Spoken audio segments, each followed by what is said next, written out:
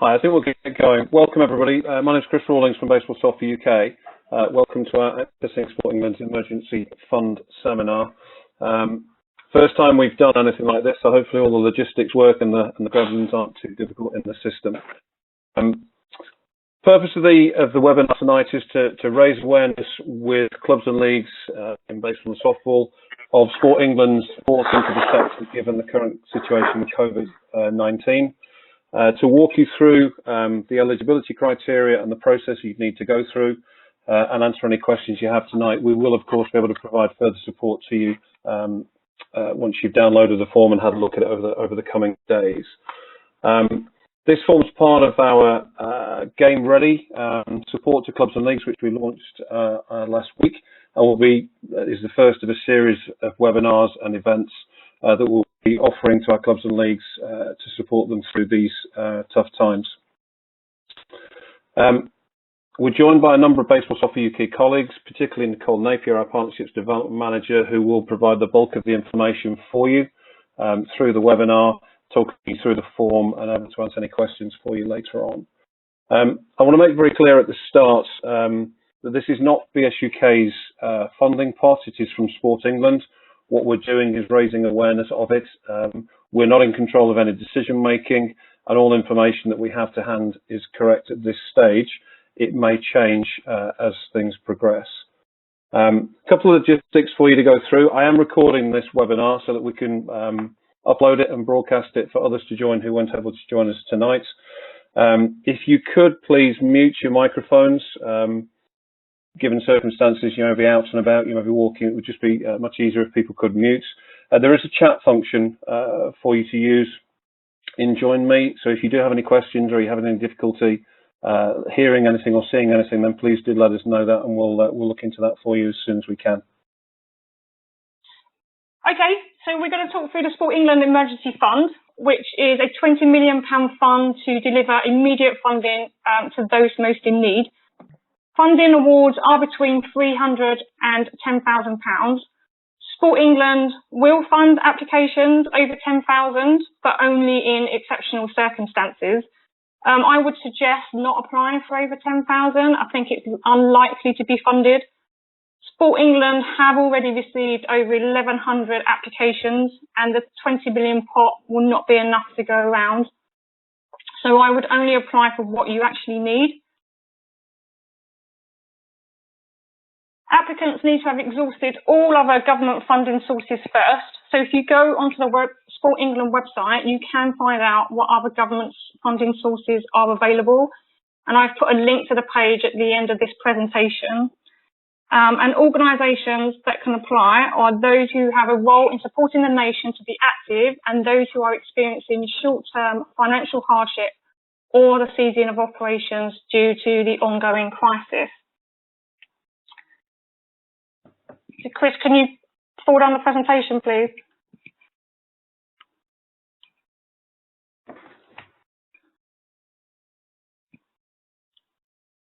So who can apply? Local sports clubs, voluntary and community sector organisations that deliver or enable sport and or physical activity, small charitable trusts that do not qualify for financial help elsewhere, regional or county level organisations or leagues that have already paid out funds for activities that are now cancelled or are not able to claim funds from elsewhere. So what can be funded? This includes rents, utility costs, insurances, facility or equipment hire, core staffing costs that cannot be met elsewhere by other government funds, and retrospective losses dating from the 1st of March. So this is when the COVID-19 situation started to unfold. And what can't be funded includes activities or costs which are already covered by other government funds, including rates, new activities or events, capital works, or costs beyond the end of July. So Sport England are constantly reviewing the situation, so this funding period may be extended in the future, but currently only covers the period up until the 31st of July. So the fund has 4 main criteria, and the first one looks at the audience and reach of the organisation. So priority will be given to organisations whose work does one or more of the following things. Delivers activity in disadvantaged areas, including areas of rural deprivation. Works with one or more of the following groups: women and girls, disabled people, lower socio-economic groups, Black and minority ethnic groups, the LGBT plus community, older people, or those with long-term health conditions, and organisations that are maintaining an element of self-employed workforce not covered by other funding. So in your applications, you need to paint a picture of the community that you serve. So what does your local community look like? I would suggest including statistics around deprivation, health statistics, and physical activity statistics. Information on your community is normally found on local authority websites. They normally have a section that breaks down the profile of the boroughs and any related facts and figures that would be useful in your applications. And do you work specifically with any of the target groups that we mentioned? If so, which ones? What services do you provide for them? Try to include participant numbers and outcomes where possible. So, for example, if you deliver a female-only session once a week, how many women and girls attend, and what do they get out of it? So we're going to move on to the second criteria, the role that you play. So the organisation has actively delivered or enabled community sport and or physical activity in the last 12 months and is proactively staying in touch with participants in this period. So staying in touch with your participants in this period is really important to Sport England. There is a question specifically on this on the application form. So please outline how you are doing this. So, for example, you could be staying in contact via social media. You could be emailing participants on a regular basis. You could be one of those organisations that are currently posting on online activities to keep your participants engaged and active. So if you are doing this, make sure you add this to your application form and be clear about how you're doing it. So we move on to the next slide. So the third criteria is financial need. So you need to demonstrate clear financial need as a result of the current situation. So make sure that the amount of funding you are requesting is a figure that you can justify. So if you're incurring costs for owning or renting a building or a sports ground, if you've got utility bills such as gas and electric, you may have internet and telephone bills, insurances, etc. And costs for casual staff can be included if it's important for you to retain and support these workers through your time of shutdown.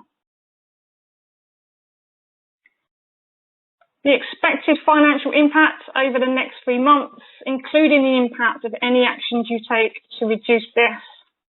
So you need to show and explain to Sport England that you've thought about every budget line. You need to show costs that have been covered by other funds, if applicable. So are any other funders allowing you to reprofile their funding to cover a percentage of your costs? Have you asked them? And the minimum expenditure you'll have to meet while activity isn't happening. So what was your income losses from the 1st of March and what will be your projected losses up until the 31st of July?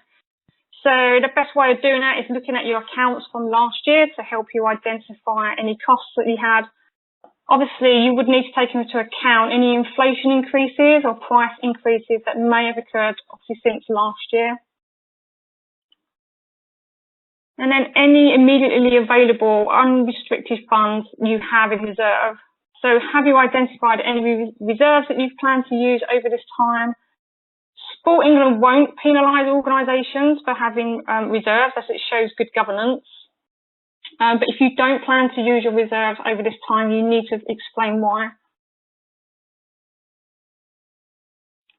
The next slide. So the fourth criteria is the impact on not receiving funding. So you need to demonstrate to Sport England the consequences of not receiving funding and how this impacts on your organisation's ability to deliver sport and physical activities. And you need to particularly reference the audience groups that we named in the first criteria. So how will this impact on your community and in particular to the target groups you work with, so the women and girls, the disabled groups, the lower socio-economic groups, etc. So, for example, would your club cease to operate during this time? Will you not be able to run the same number of teams next year? Will you not be able to run a women's section? Will you have to cut staffing costs, etc.? So, outlining exactly what will happen without this funding. So, moving on to the next slide. So this is just a reminder that the funding awards will range from £300 to £10,000. Sport England are hoping that applications will be assessed and decisions made in 7 to 10 days, so it is a quick turnaround. However, they are receiving a high number of applications, so it could take slightly longer. There is an expectation that organisations may only apply once between the 1st of March to the 31st of July. But Sport England recognise that this is a changing situation that we're all in, so they will continue to review whether organisations might need top-up awards or to make a second application depending on the period of disruption. So the application can be found on the Sport England website at the bottom of the page. There is no word limit on the application form, but please be clear and concise in your application. Sport England won't have time to contact you to clarify anything. Normally with a Sport England small grant, if Sport England like your application but are unclear or something, they would contact you. But due to the amount of applications they're receiving, I doubt that that's going to happen. It is more likely you're going to get a straight yes or no answer. So the application has to be made online. And once you start the application online, you must finish it. There is not an option to save. So I would recommend putting together a draft first, and then you can copy and paste your answers when you're ready onto the form. The questions are on the website for you to have a look at in advance. And if you are thinking about submitting an application, I would highly recommend submitting it as soon as possible because demand for this funding is extremely high. And if you already have a grant from Sport England, speak to your case manager before applying, because the likelihood is that Sport England will want to discuss whether or not their current grant can be used to support your organisation's running costs during this time.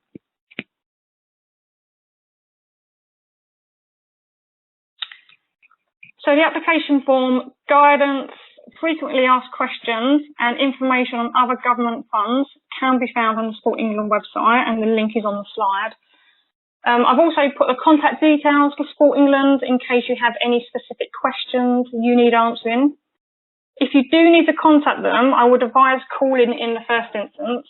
I've heard that people that have emailed are still waiting for responses, but people have had queries answered over the phone, and Sport England have been extremely helpful. And my contact details are also at the end of the presentation, and I'm more than happy to support applications if anyone needs any further support. That's pretty much a quick stop tour of the fund. It's quite a small application process. There's not a huge amount of detail to go into, but I am happy to try and answer any questions if anyone has any, and we will be sharing the slides with everyone after the webinar today as well. So I don't know whether, Chris, there was any specific questions that people had that we haven't covered. Nothing's come up on the system, Nick, but if you want to put your question into the chat box on Join Me, then I can read those out to everybody.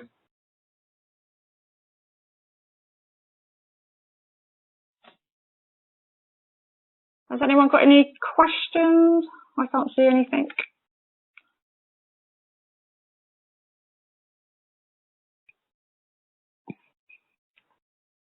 My contact details are at the bottom, so I am available if people need to contact me directly. First question coming next from Louis. Louis, sorry. You mentioned insurance. Is this specific to buildings, etc., or would it include public liability? It would include both, but you need to be mindful you're claiming for that period of between March and July. So if you've paid for the year, obviously you can only claim back for that period.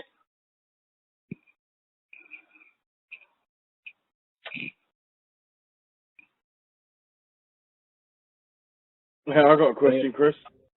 Oh, hi, Paul. Go ahead. Can we claim back like registration fees and stuff that the club's paid? Registration fees to whom? Governing bodies.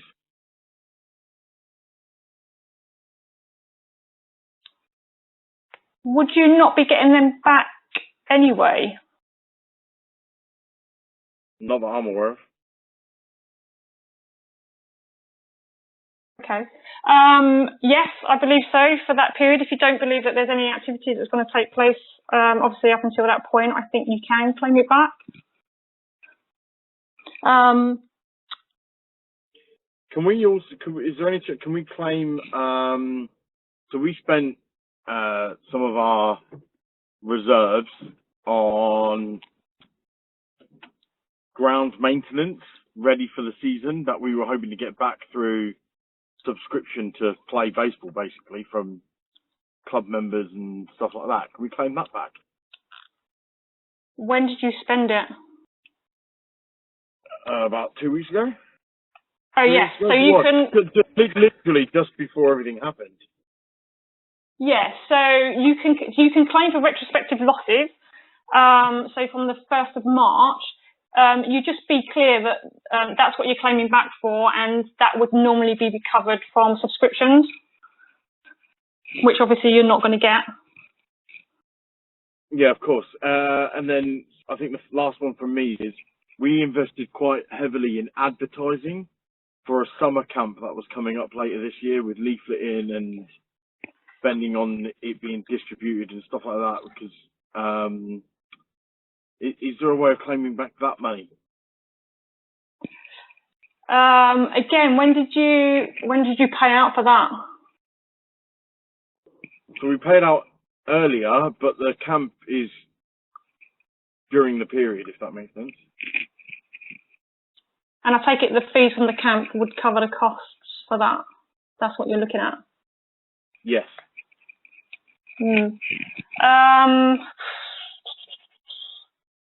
I think that's likely to be a no, because it was cost incurred before the 1st of March. However, I would say to maybe contact Sport England and have that question for them, because they might say yes, because it's being funded through the camp that's no longer going to take place. Or do we, for the people that aren't going to attend the camp? Sorry, say that again? Or do I just claim back for the people that have applied to be on the camp that aren't going to attend? So people that come in, so people are not coming to the camp, are they still being charged? You wouldn't. No. You're not getting the money, are you? So yeah. So I would claim that money and forget about the advertising because it will cover it.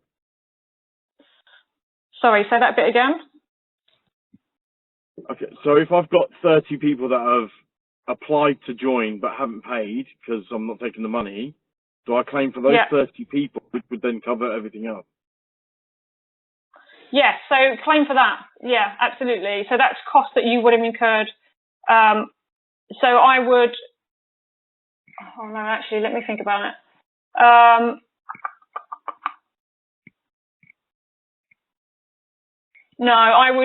I'd stick to my original, actually. I would ask Sport England if you can claim for the advertising costs. Because they're not going to cover fees, camp fees, membership fees, anything like that. It's just the costs that they're going to cover. So I don't think they'll cover it, but if you want to be 100% sure, I would give Sport England a call and ask a question. Okay, thank you. Thanks, Paul. Was there one other question or a couple of other questions from people?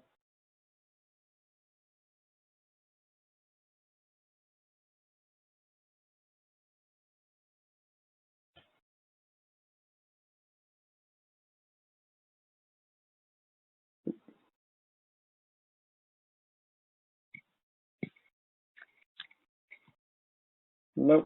Last chance for any questions before we wrap up. Can I just say thank you for arranging this? It was really clear, really helpful. That's it's much appreciated. So thank you for doing that. It's a pleasure. So this is part of an ongoing support, if you like, to our clubs and leagues that we're trying to coordinate, particularly in this period of coronavirus and the impact it's having on our clubs and leagues up and down the country. So please do contact us if there's anything else that we can help with. Nicole, thank you for taking the time to run the seminar for us this evening. It's been really clear and very helpful, I think. Please do feel free to contact Nicole on the contact details you've got on the screen there. Otherwise, we'll bring the webinar to a close. There are some others we are planning in the coming weeks. We'll advertise and market those out to you separately. But please do give us any feedback on the webinar, its clarity, its technical usability, and we'll do our best to serve your needs in the future. So from everybody at Baseball Soccer UK, many thanks, safe journeys, safe travels if you are, and thanks for joining once again. Thank you. Cheers, guys. Take care. Bye-bye.